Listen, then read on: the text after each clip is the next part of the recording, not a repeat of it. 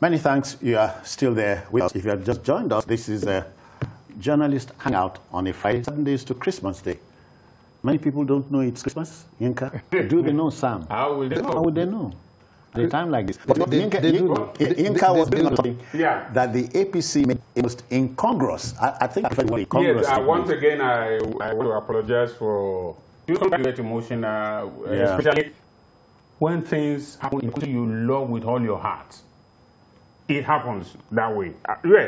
Now, as I was saying, the APC saying that a governor in the Northwest is responsible for this. How many are not? Is it an APC governor? How many governors are not from APC in the Northwest? We leave that to. Okay, you are a mathematician. I will. Now, okay, you are saying 19 minus how many? Well, now, for me, if the party has a tight incriminating evidence, why not? You don't say it out. You give all the evidence you have to DSS. Thank God the president is from your party. If it were to be another party now, you will say that they may sweep it under the carpet. You give the evidence to the DSS, give it to your party. Naming to shame. Exactly. All this, we have always been talking about this. While we were on a break, we were talking about during Jonathan's time. Jonathan said it openly that he has evidence, information that there are Boko Haram agents in his government. What happened? Nothing. So now, why do we always have information and we sit on it until everything blows up on our face? The APC as a party, if you have that evidence and you have sure this governor was the one that masterminded this, I don't think our constitution that says that a governor has immunity covers this kind of... Not from investigation, but from prosecution. Exactly. Yes. So why don't you turn in the evidence and let the DSS and all the security agencies... In short, you are saying APC is owing us an explanation. A big one, a very big one. And we should not allow this to rest. Okay. We should not. Rest in peace. We should not. Okay. Sam, the news is also that bandits attacked the convoy of the emir of Kaurana. That's in Zamfara. Yes. And remember, the boys were taken to Zamfara. It's almost becoming the headquarters of the bandits, if we so inside them as such, because if you look at what happened, I think they have become, from being bandits, in my view, to becoming terrorists, because that's the only way you can describe what has happened. That anemia was attacked, again, doesn't come to me as a piece of shocking news. I mean, we are now living with this every day. I don't remember any policemen killed in the process. Citizen, I don't 5 remember. palace guards killed. I don't remember any episode of journalist hangouts that the issue of that insecurity in our country has not been discussed. That tells you how bad it is. So when news like this, filter out, I mean, you just ask yourself, when will the next one happen? Very sad incident. But it tells you that the guys have no respect for anyone. I mean, life has become so cheap here that just anyone can be picked up, can be murdered, can be killed, and then people just commit the crime, walk away, and seem to disappear into thin air. And you wonder what the motive for these things, for this thing is. Do you sometimes feel a propelling force to side with conspiracy theorists in our country? And they are legion.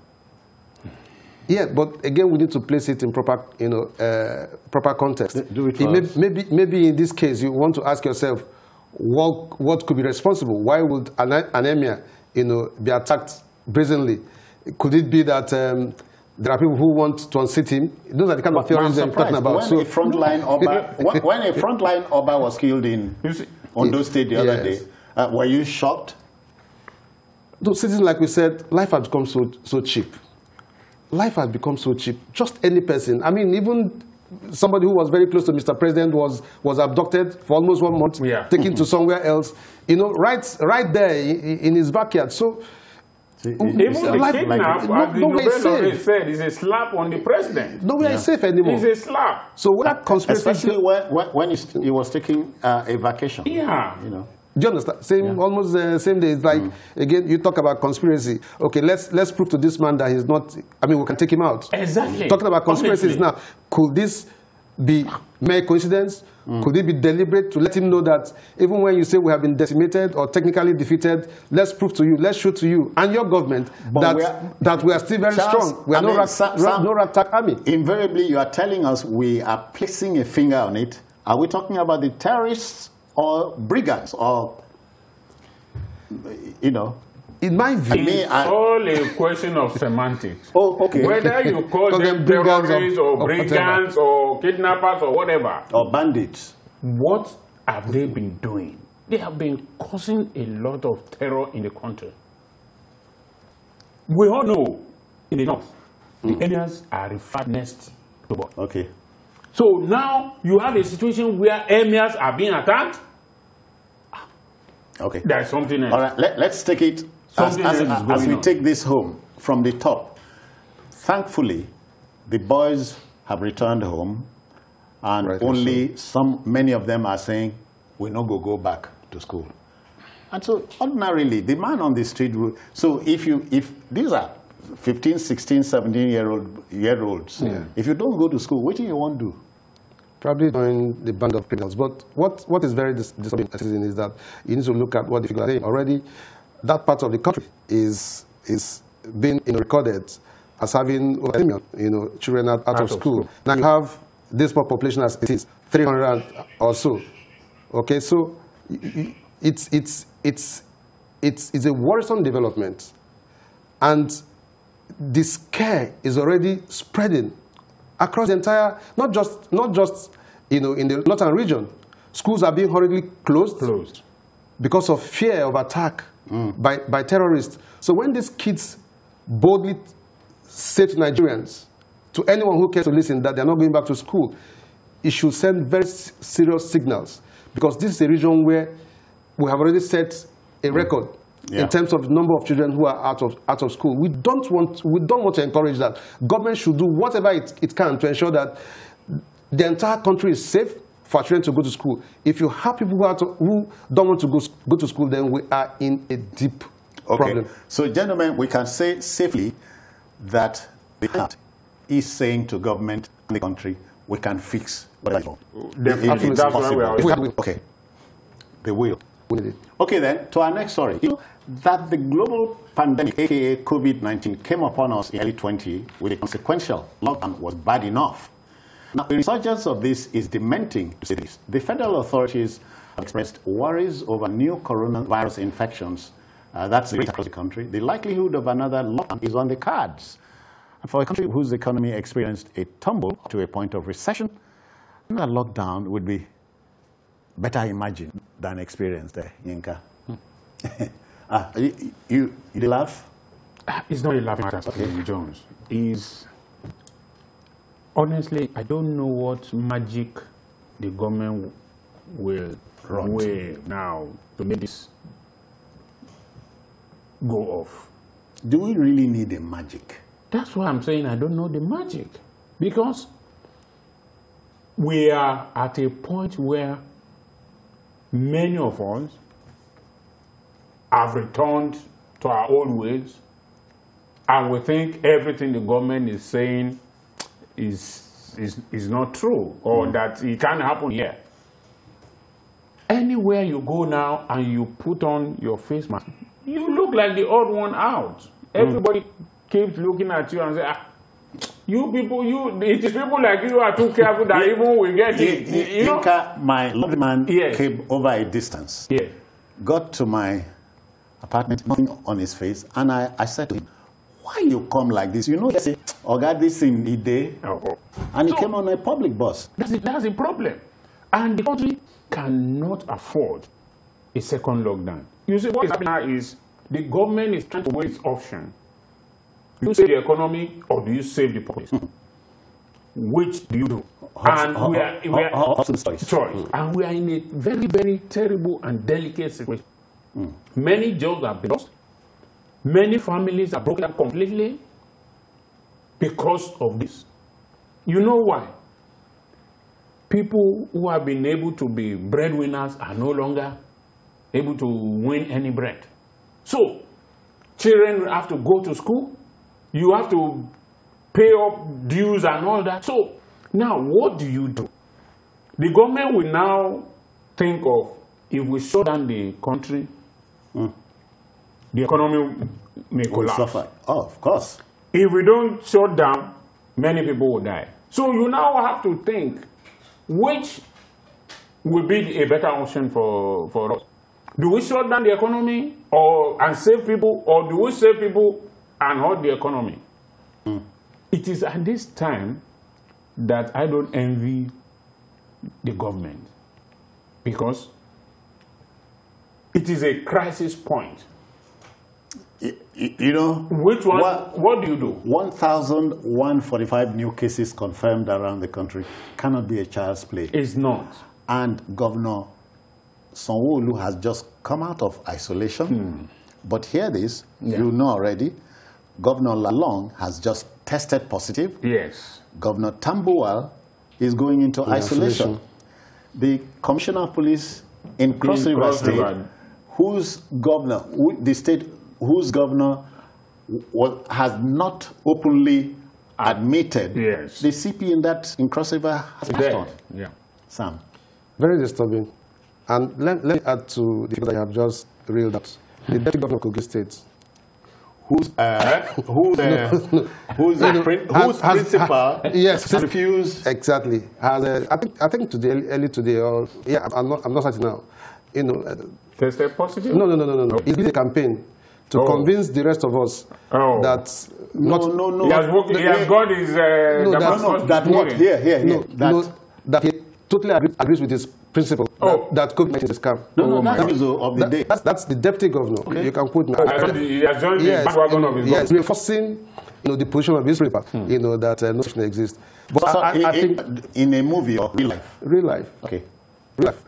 Real life. And that's the shame of it all. Okay. I mean, we're talking about a global challenge. We have so many examples of people. Thankfully, Babajide is not here. That's his supposed state. And he will impress upon you how can Kogi, contiguous to 10 other states, says they don't have such a. In fact, what makes Kogi very interesting is, there was also this report that turned down $1 billion naira because allocated by the federal government to states that had challenge, and that was because he felt that he didn't have any moral right to collect the money. So he has continued to maintain that position. So everyone around him is also pushing. But like I said, it's a shame because that just 2 examples. But passed on from the campaign for us to take precaution. Yes, can't be politics. It cannot be. I have this with me anywhere I go. It is not politics. It is not. It is not. And what makes it even more disturbing is that here you are a leader, and then you can imagine how the rest of the people in Kogi feel about this. I mean, they look up to their government, look up to the deputy governor and say, no. I mean, if it doesn't say no such thing exists, like the case in, is it Cross? But Sam, have you people heard that a dear friend, Professor Cross River now, produces face masks and uses masks? What do you call it? Colorful ones. Why? To remind you, he produces them. Not just that. Let me hazard a guess that he wants to lead by example. I mean, I want to believe that he's doing that because he wants to send very signals to the rest of the populace that COVID is real and that these protocols ought to be obeyed in order for us to keep safe. But citizenship is very important, and that is why, at least from whenever we have the opportunity, those are viewers, that we cannot pretend anymore. Nigeria has officially declared that we are experiencing a second wave. And we should trust others. This is pure science.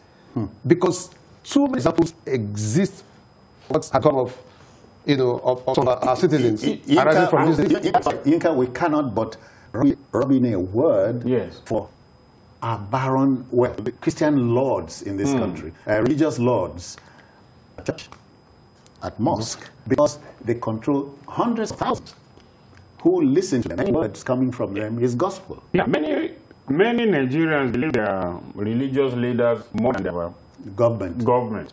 And they have a very crucial role to play. And that is where I think they come in. I was at a function recently, and the same issue came up. And someone in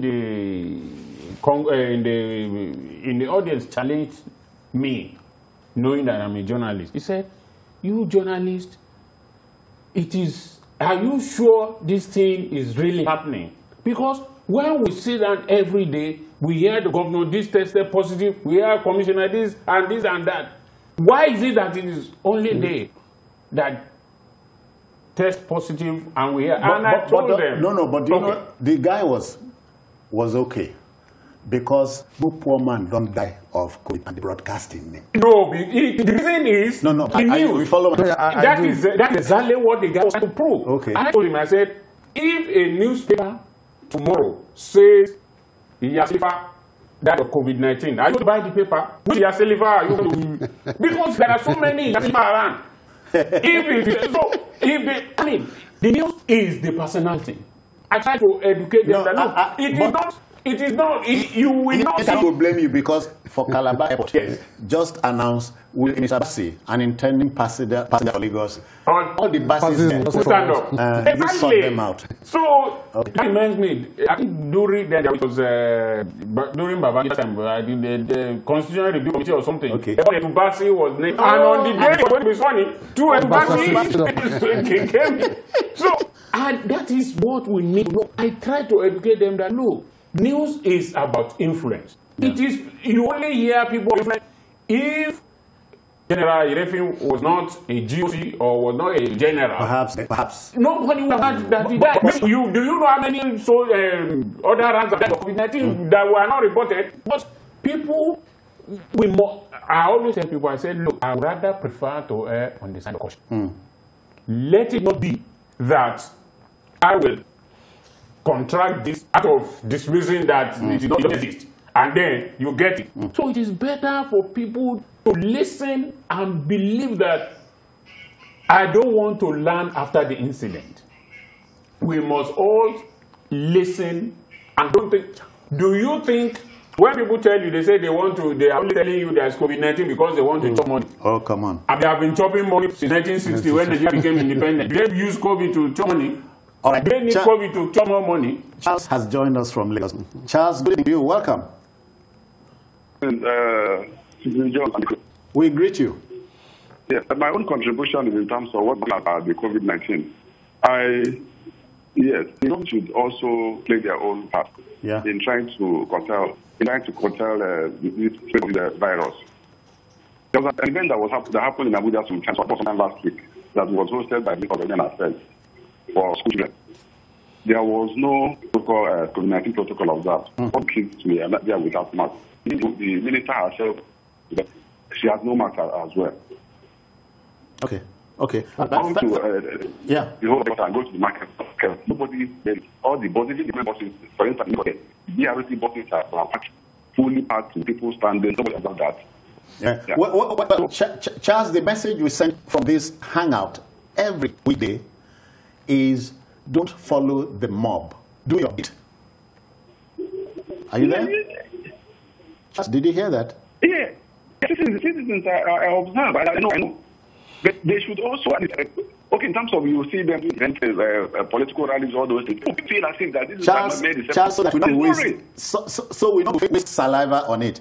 You do your bit, which is when you tell your family members, nuclear and extended, our job is done. Thank you. Yeah, so Sam, Governor of Kaduna State, he's like Caesar's wife, above reproach and suspicion. He has decided to shut down schools, event centers, nightclubs, and so on. But Anifi, or just be careful. That's if you know him, he's not shy to confront situations. If you have followed head on. I mean, he takes challenges head on and damns whatever consequences once he's convinced that he's doing the right thing. That's El-Rufai from his days as minister, yes, of the Federal Capital Territory to when he's governor. It wouldn't be the first time. This is someone who has gone through the COVID-19 experience. Yeah. He confirms to the rest of us that this is real, and he doesn't want to take chances with the rest of the citizens. When he was making a tour, Yinka, a tour of his ministries on that, he got to a particular office, 14 drivers, 7 vehicles. He excused 7 drivers. Because they were not, which was logical. They were not needed. Oh, yeah. They were not needed. Some others probably would have played politics with it because they want to remain very popular, and be called a very kind man. But not so with him. And I think that what he has done is very correct, because we just need to keep our eyes on this challenge. What the government eyes on the ball. Absolutely. Absolutely. Okay. Just like you said, for anyone who is deeply concerned about these challenges, you don't look at what is happening elsewhere. You want to be sure that from your own stable and to the rest of the people who are around you, you do the best that you can do. I think that's what I was telling our brother Charles. Never mind that today in Kaduna State, when the children were headed into the hall, very, very few people, none of the children had the masks on, or his masks on. No. So, but we are there. So we are saying, do your bit, leave the rest. Leave the rest. So I think what El-Rufai, the signal that he's sending out there is, first, the second wave is real. Whatever protocols we need to put in place, we have to do that. If we need to shut down the schools, shut down whatever institutions that you have people congregate without respect for the protocols, we need to do that. And continue to educate the populace on the dangers of not obeying the rules that have been laid out by government. We need to continue to trace, test and treat. That is what government needs to do. Yeah, brings me to Yinka, testing capacity. A sore point in this engagement with COVID. That's the very sad thing that we have not been able to upscale since this started. I'm not sure we have been able to test up to, let's take Lagos for instance. Lagos is about 15-20 million people. Have we been able to test up to 1 million? I'm not sure. So, that area is the area I think the government should have emphasized also. What does it take? Is it the money that we don't have? Or is it the manpower? Yeah, we can say it here. I hear every test will cost as much as 50,000, right? Wrong? That is what we had. But is it, you see, the economics of life is that if something is few, it will cost more. But if it is more, you will say, we bought SIM card at thousands of naira, but now they give it to you free of charge. So, what if the government has scaled up the testing equipment? I'm sure by now it should be cheaper. And the government should also not make it that it is the individual that should pay. Yinka, I hear one of us is here. Sam Mamashe has joined us. Sam, I greet you. Good evening. Welcome. Thank you very much. Yeah. I wanted to add my 2 cents to the discussion about media coverage of COVID and our capacity to report celebrities against the infections of the common man. Okay. I think we have to need to do some self-reflection about how we see that. For instance, if we report that 10 people have COVID in area market, or if we say 10 people have COVID in Oyigbo market, the ordinary person understands that it's not just about the chief of staff or you're going to have COVID. Because I think that we have not analyzed the data as media managers enough to make these things come home to people. We have not shown even Victoria This is someone from a certain cultural inhibition. Pictorials of people who have suffered from COVID. If you see in CNN, sometimes they show pictures of workaday people who have COVID in a way to bring the story back or down to the common person. But the only stories we tend to elaborate are governors, the Army chief of staff, MPs, GOCs, and so on. It gives the impression that it is an elite affliction or affliction. Yeah. Rather than ordinary man. I think the media also has to put itself on the elitist reporting of COVID. Thank you. Yeah, that's not to say, Sam, that TVC, for instance, must go out shopping for the man at the market or the man in the area, as they said. But it's for argument. Oh, very, very valid. It's good that such a senior has brought out. I am looking forward to how our editors and reporters will key into that. Because what is said is very, very true. And you remember that, I think sometime this year, the New York Times did something like that. They dedicated pages. Everyone in the US that had died of COVID, they did, even if it is just 2-3 sentences about such, so that people will identify with them and know that this thing is real. It is a good challenge. I think we should, as a media, take up in our areas of work, so that we can take it home. Agege market is it that there are no, but the journalists cannot do it alone. It is what the NCDC will give us, and the doctors and those ones who are the experts. It is the figures they give us and the names they give us that we work with. So the fault does not lie with the journalists alone. The NCDC it's a two-way street. Yeah. Okay. Which is saying the NCDC should also visit the market in my village and Sam's village square, you know. Not just that now. I think the message here is that we need to pursue data journalism more seriously. Yes, it's true that data cannot be seriously relied upon, but then we need to be able to explore that aspect of journalism which has to do with data. And you really don't need these institutions. We can, as journalists, take these challenges on and deal with them. All right. We must pass over now to our next story. But this is not to say... This is not the end. It is not. COVID is back. COVID is back. I'm not being honest. Since I don't believe in anointing oil, I use this social distancing and I wash my hands. That's my anointing. Okay, to our next story. You know, shippers in the country are grieved. You will understand why. Executive Secretary of the Nigeria Shippers Council, Barrister Hassan Bello, does not see the need for its members to pay demurrage on cargoes when absolute supports are in a terrible condition, a situation that does not allow members to clear goods from terminals within the allowable 3 days. Very good. Sam, there's a difference between a good sounding advice and advice that sounds good. Yeah, especially if the fact that you have to deal with are such that are just too glaring for you not to see what the facts are. I think in this case we're basically taking a look at what is happening in the Lagos area.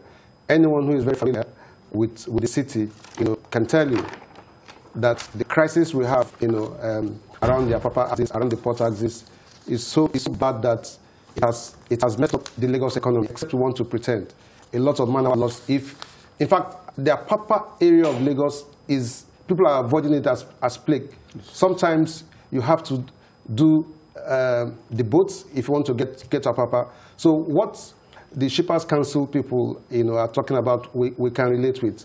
I mean, you find trucks queuing all over Lagos because of the inefficiencies in the system. Sometimes we hear it takes 2-3 weeks for those who are on the queue to get into the port, and that has created some kind of not just some kind of fraud within the system, where people have to pay to be able to jump the queue to get into the port. This crazy dilemma.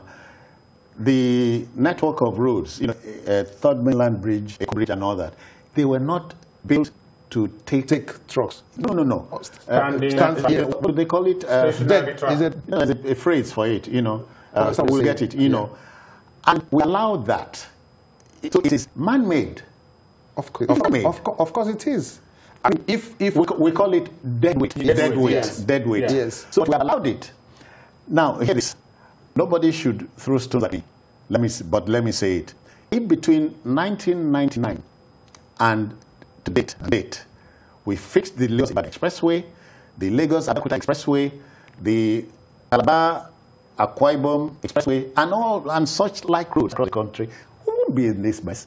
If we fixed our rail system, if we fixed it, it's not about government A or party B. No. So that's begging the question. So these things are man-made. I'm even alarmed that it took the Nigerian Sleepers Council this long to come, because it doesn't make business sense for you to punish me for your own inefficiency, because it is the inefficiency of government that is causing all this.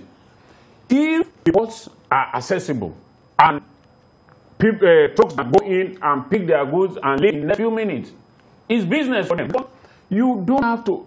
You know what shipping agents pay to rent. Have you heard? Sorry, have you heard that trucks pay more to dump queues? Yes, I saw it on. I think it was TVC that did that story sometime in the week. Yeah. They paid as much as 20,000-50,000 to dump the queue. Yeah. Why? You make Nigeria corruption thrive, but you make the system unworkable. Because the man that is paying 20 or 50,000 naira bribe knows that if he doesn't pay that, he's going to pay more for demurrage and lack of delivering his goods on time. Yeah. So the Shippers Council, for making this, I'm surprised that they even. This thing has been going on for almost how many years now? Better late than never. So they are here. They are making their point.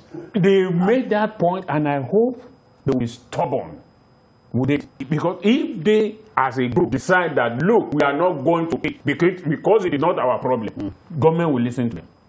I mean, you cannot create a problem and punish me for creating a problem for a problem you created. So the government must take a look at the agitation. The Nigerian Ports Authority, the federal government, whatever, all the agencies that are responsible for this, they must take a look at it and listen to, because this is also why things are expensive. Because they will pass it on to the consumers. Sam, but let me rub this in. It's relevant. You know the East-West Road. If previous governments had worked on that, it takes off from the bypass at Benin, terminates in Calabar. If you fix that road, a man from Bahrain, that's in the old Ikorobasi artist, I don't need Onisha, I don't need that stuff, I don't need Owerri, I don't need Aba, I don't need Umuahia. So citizen, it makes you want to ask, what is the place of strategic planning in all this? I mean, those who thought about the East-West road, brilliant idea. Very, very. But why have we failed to execute it to the benefit of Nigerians? Commuters and so on. And do you understand? If you look at it critically, you want to go back and begin to talk about corruption. Okay? Because there is absolute need for it. You just talk about the ease with which anyone could travel. On that axis. And it eliminates or saves you 120 kilometers. More than that. So, more than that. And even stress. So at the end of it all, citizen, at the end of it all, you are asking yourself, why is the government showing a lot of tardiness in the execution of projects that have very serious implications for our economy and impact the economy? Why should we be slow about it? Why should we play politics about it? Sometimes you want to ask yourself, can't we prioritize? Must we commit ourselves to executing all the projects at the same time? We know that we have challenges with resources. So can't we prioritize? We know how strategic the Lagos-Ibadan axis is, or the Lagos-Benin is. We could just say to ourselves, as a people, since we don't have all the money to throw around, can we do this? And ensure that the contractors who have been awarded these projects indeed have the kind of integrity that we need to be able to execute. I look at two schools, big schools in this country. Yeah. Yanka, you are on the same page with me. Bell School, Bell University. Yeah. The road to those schools. Covenant University and the Bells. In fact, so who Namigo fix them? Do you know what? Professor Osuntokun, I think sometime last year, wrote about 3 or 4 series of articles on the Covenant University. And the argument the prof made was that this is a university. When you get to the compound, the campus, you will think you are not in Nigeria. But before you get there, oh my God. And the question I ask myself is, the man who will have been responsible to fix that road also has a university in that area. And it's a frontline school. Exactly. And that route is international. Now, if Governor University is able to attract foreign investment or whatever, partnership with a foreign university, and they need to come and inspect the place, if the team sent will pass by, will drive from the airport to that place, I'm not sure they will give any good recommendation unless they are going to ferry them from that airport with helicopter. So why do you make life so difficult? And make sure they don't look down from the air. Exactly. So why do you make life so difficult? Why do you make life so difficult? Why is that we put important things last? You cannot do roads. You cannot fix anything. In a depressed economy, the little economics that I know and the books I've read, what do they talk about? You spend money on construction of roads. Because a depressed economy, people need to move around. So if people move with ease, you have already opened the road. All right. And people, the economy, but in that kind of situation. Felix has joined us, and we welcome him. Welcome, sir. Good evening, sir. How do you do? Fine. Let's go. I'm good to what people are saying now. Oh, one of these. Okay. Yes, sir. Because I thought the road. Okay, don't forget about going. Okay, go on, sir. The man that the gentleman there mentioned Covenant University at the bend. Yes. Is the man of the Covenant University. Is the man that is making us to be able to access the road from Ota. Exactly. This man, there is no road. Thank you. Most of the time, it's not I contract that route to contract, but the people, the government, they don't allow you to fix it. Is that government? Governor of Ogun State. No, hold on. We talk. Everything we say will be based on facts. Yes. Say that again. I took him to court. That he want to become a politician. Felix, do you know you are on air? I'm on air. I think I've heard about it. You don't hear. No, but it's not just about about the federal government. It's not a wide claim. No, Yinka, haven't you heard the federal government asking state government to tap out with certain sections of the road? And ask yourself, what kind of politics are we playing? I mean, if a state is in a position to fix a part of the road, Sam, is that politics?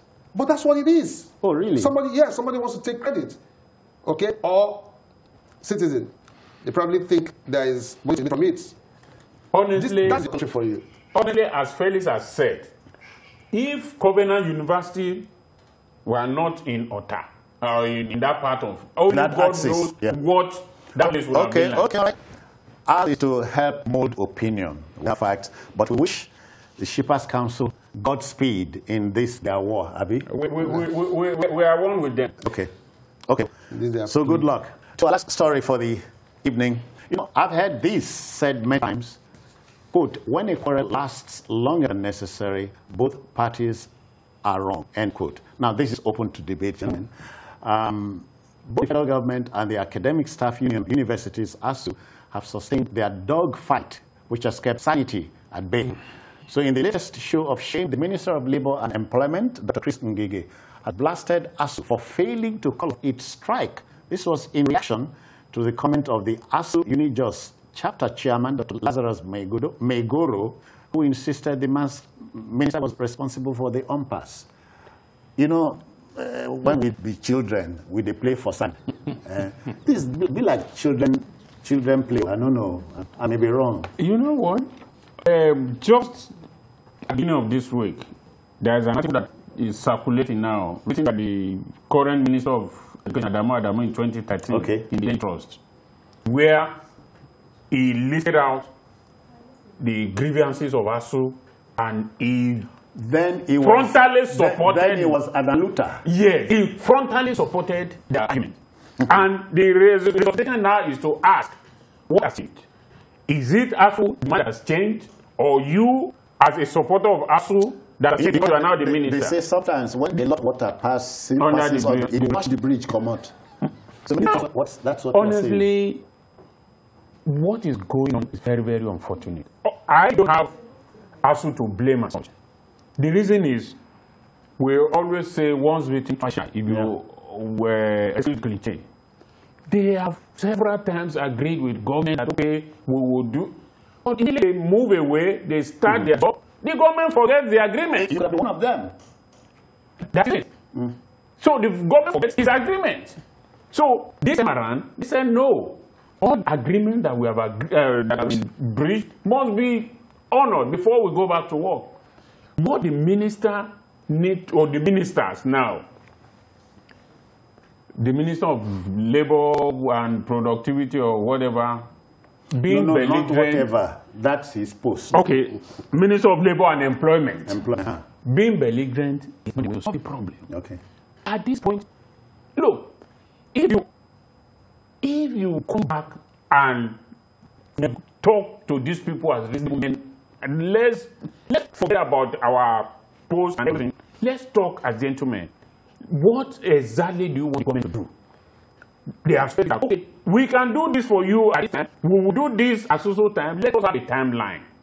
I'm sure they are very reasonable men. ASU is not NLC. There is no way they can treat ASU members as NLC. The leaders of ASU, they are about the best of our breed. But they're always saying Aluta continuous. Of course. So they are NLC by other means. But they can't be browbeaten. You have to sit down with them and agree and look at what exactly they asked for, and then you agree with them what you are going to do. Some Inca has forgotten a little something very, very. Which is? Okay, I'll mention it. When Dele was killed, yes, Tony Momoh had not been a minister. He was in the forefront of those seeking to know who killed Dele. He was made minister not long after. He led the assault. Make we calm down. Make we calm down. So it could have been you too. So Dr. Ngige is the minister. He was one on this other side. So it's a question of who is wrong, who is right. There had been agreements over time, signed by both parties. So why now? Why now? They have fought off the IPPIS thing and so on. So where does this lead us? Because deficit. And students are at home. Yes, that is the sad part. I have a son at home. That's the sad part of it. And you defeat them. Citizen, maybe we can feel the pain better, permit me, if we consider the fact that kids have been home for almost 9 months. Yeah, and counting. And we have lost an entire session. That is how bad it is. I think about trust deficit. I think the government underestimated the resolve at this time. To say, no, this is a last opportunity for us to get what would move our educational system forward. Sam, but this is not to just chip in. This is not to say that government is wrong in demanding accountability on the part of us. No, not at all. This issue has always come up, at this point. No. Accountability, transparency, of course, is good. It's key to good governance anywhere, whether at the level of the states or at the level of institutions. Okay? But what we're talking about here is a memorandum of understanding that was reached by parties. And one side to the agreement has refused over time to keep inside of an agreement is willingly endorsed. Okay? And the same government is still sending signals suggesting that even now that it is not ready to even act or implement those agreements that have been reached. I mean, we started from 20 billion to 50 to 70, and there are no signs because people are saying, okay, release the money. We want to feel it. I can tell you for free, citizen, that promise that has been made, I doubt if that money has been released ever since. And those guys want to be sure that the government this time is going to keep its words. Yeah. Okay. And I think that is what is central to what is going on. That over time there had been the talk about the ivory tower not being creative, innovative in the area of sourcing for funds and so on. Have you heard that? Yes. It has always been there, but do you also know that even if the source for funds, it is as we still talk about one account, whatever what is it called? There is this, everything has to go into one account, into a pool, and then the university will have to request when they need the money. So all this had to change, because when we are talking of making education the way we want to make it, abroad, universities attract private funding. Oh yeah. And it is the university council that is going to account for that. But in this situation, when you have there's one straight account, I've forgotten what it is called now. When you have that, God bless the name. Every money comes into the account. Even when they need it, they have to request for it, and it takes a very long process before they get it. Okay. So the government has to really look at what exactly do we want to do with the university education system. I was going to ask you to make a broadcast to the nation. I'm the president. No. We can use the word loosely, but again, Minister of Education, you just quote before you took off. Yes. Can you talk to him in 30 seconds? He's watching you. Well, Adamu, use this camera. Yeah. Honorable Minister of Education, as it is addressed. In 2013, you made passionate appeals to the then government and made certain recommendations that government must take to address ASU's problem. Can you please, the shoe is on the other leg now, can you please implement this? Or else, it will be like, it's easier said than done. That's the end of the broadcast. And Sam, we must call in. Thank you for... Thank you. I want to go to Christmas. Yeah. Christmas? Do they know? Oh, do we know it's Christmas? I know. Oh, wait. It's Christmas Friday. I think Nigerians know it's Christmas. Okay. Or how well they are going to celebrate Christmas is a difference in the kettle of fish. We wish you well, all the same. Sam Ibe Mary, thank you for your time. Always my pleasure. Olayenka Oyegbili, many thanks too. Thank you for giving me the opportunity to broadcast to the minister. Okay then, that's it on the program for the evening and the week. But then we are here on Sunday. That's the beginning of another week. We are also on YouTube at youtube.com/BBC News Nigeria. I am Citizen Jones Hussein. Bye-bye for now. Take care of yourself.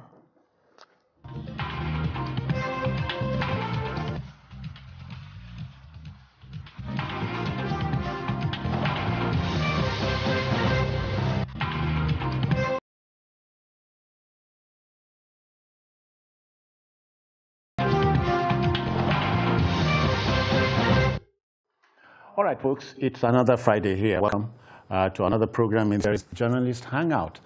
I am Citizen Jones. Today on the program, freed Kankara Schoolboys vow not to return to school, just as the United States urges Nigeria to hold kidnappers of students accountable.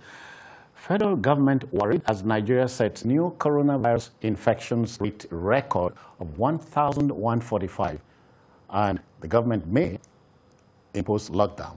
Now, Shippers Council calls for suspension of demurrage over bad port access roads.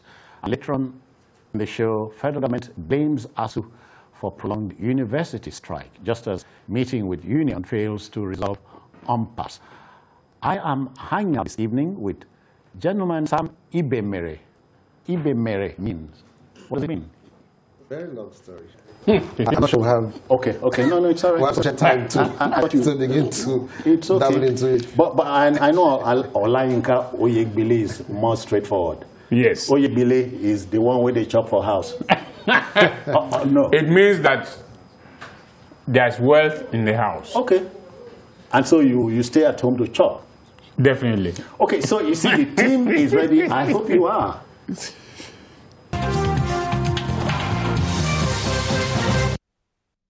All right, let's get going. You know, the last 6 days came close to being the longest week for our country since the year 2020 began.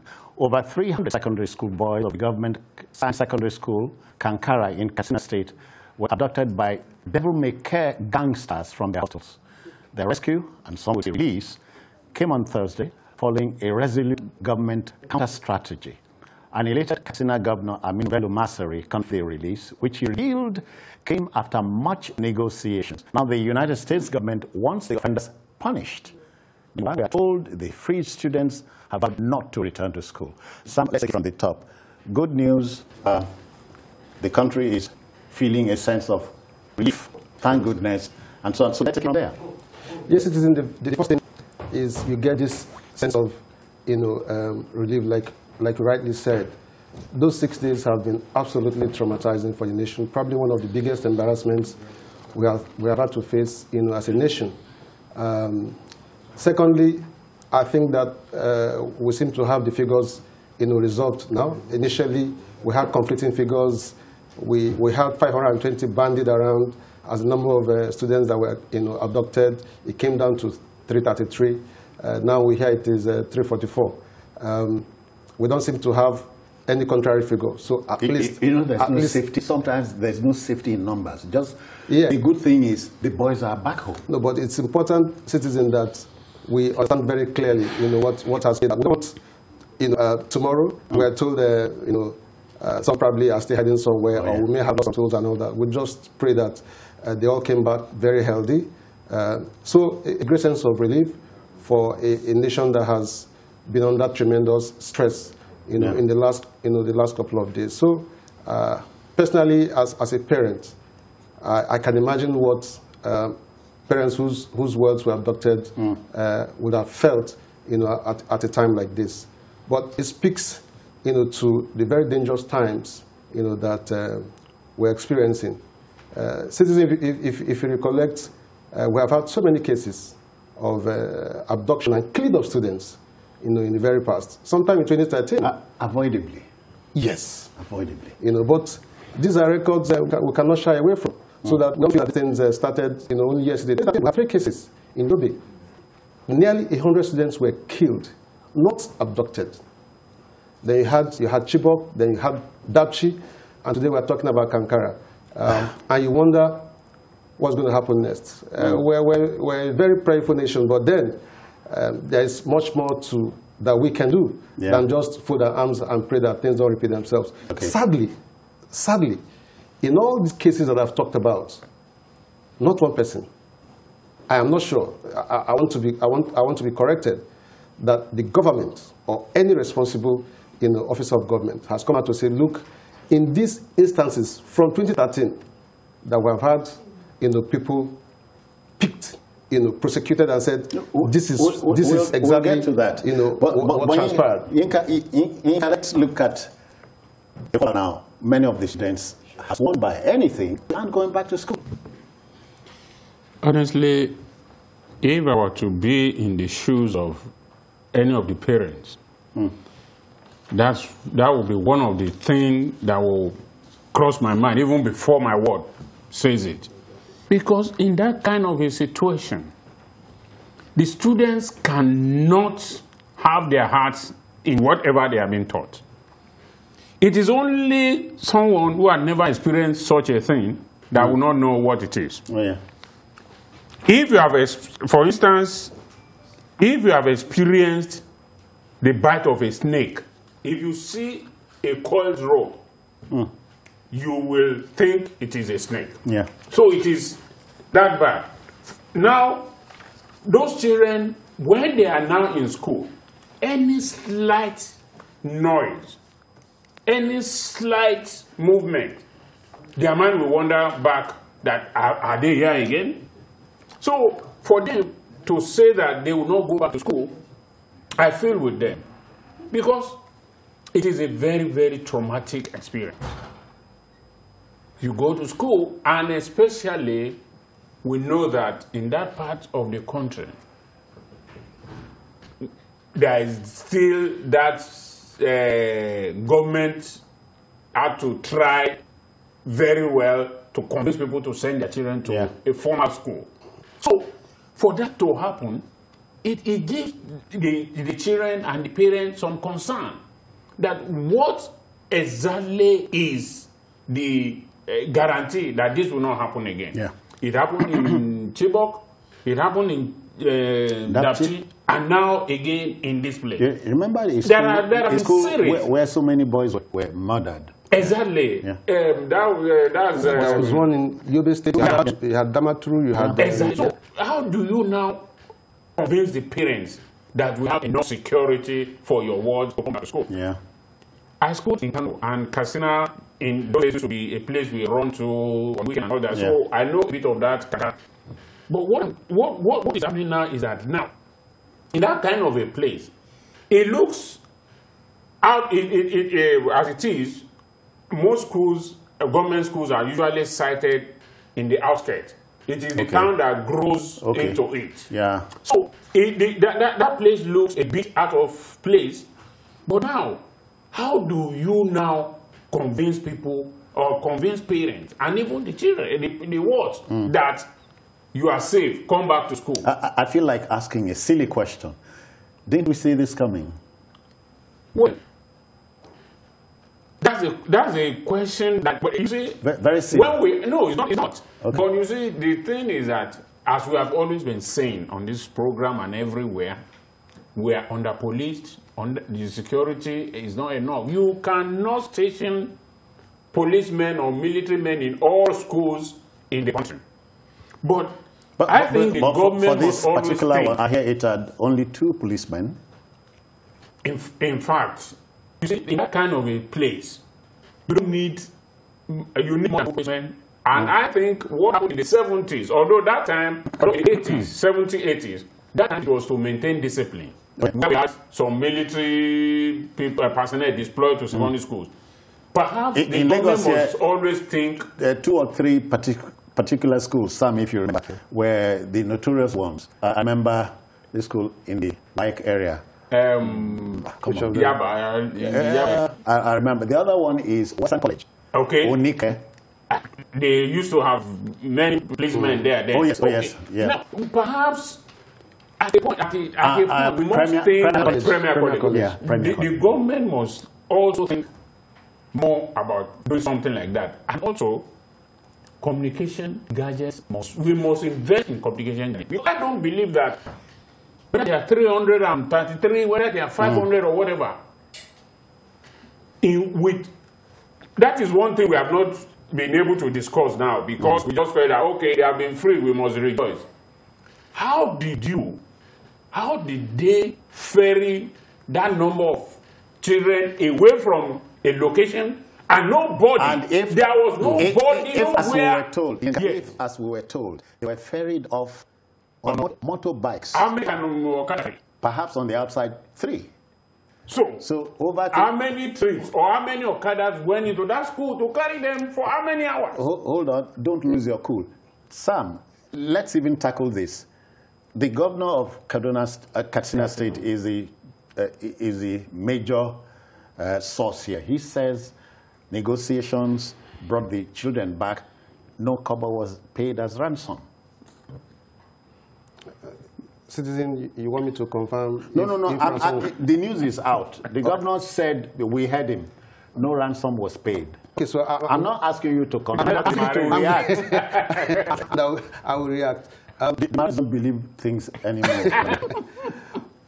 For those who choose to believe the government, they have a right to. Oh, yeah.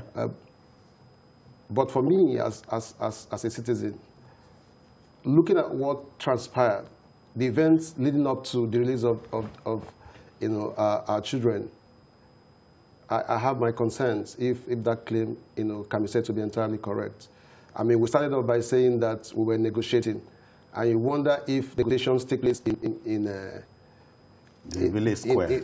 Well, in a vacuum, Without- without conditions, laid before, before those who are Okay, negotiating. otherwise you are saying there was a dialogue.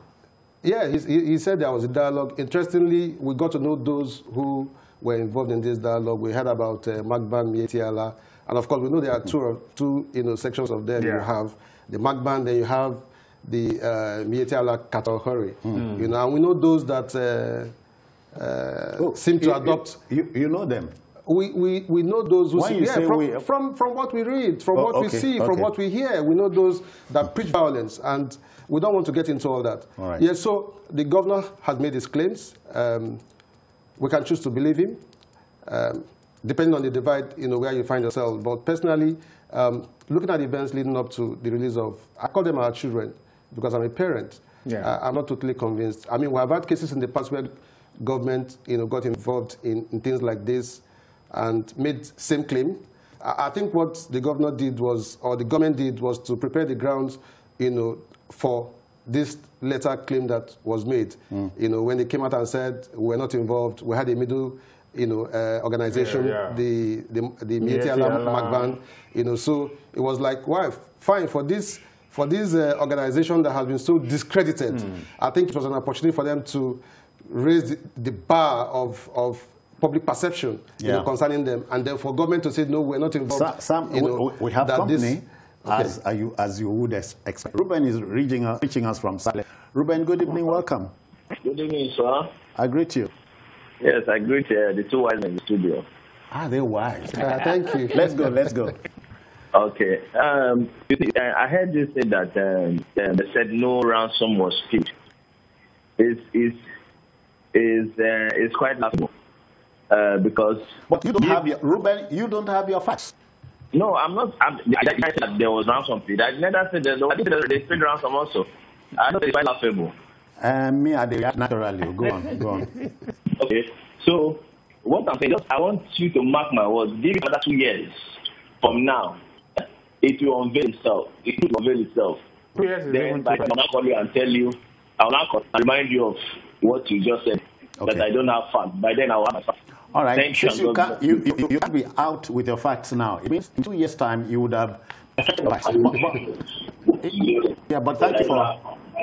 Well, it's only natural, Yinka, for Nigerians to not be persuaded by the governor's claims. Well, you see, there are nowhere in the world where a government will agree that it pays ransom. So no, wait. Yeah. If it says we paid this to free our boys, would there be anything wrong? Yes. Okay. Because one, Oh, you are getting excited. No. Okay.